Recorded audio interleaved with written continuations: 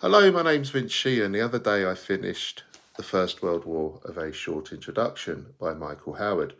I've got quite a number of these books and I'm quite a big fan of them actually, so I thought I'd share what I thought of this one.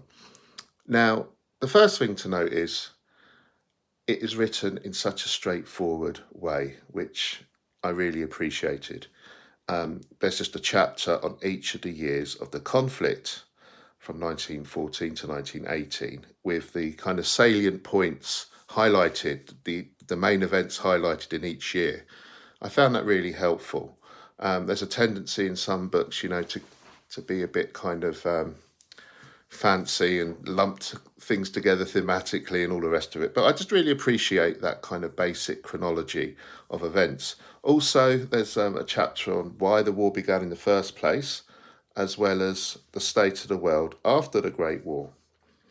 And, I learned some really great things which had never really occurred to me before, like how the Germans just completely terrorized the seas with the U-boats, and that's why the US came really into the war.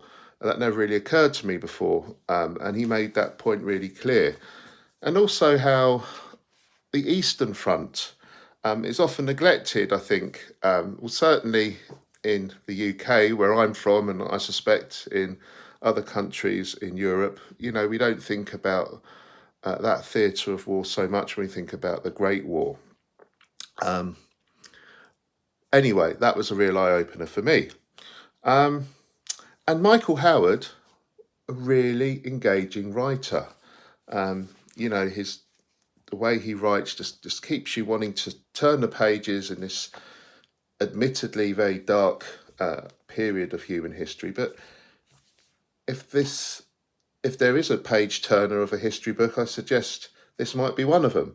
So if you're interested in the First World War and like me, you're not an expert at it, I do recommend this book. Have you read it? What do you think? Anyway, all the best. Bye.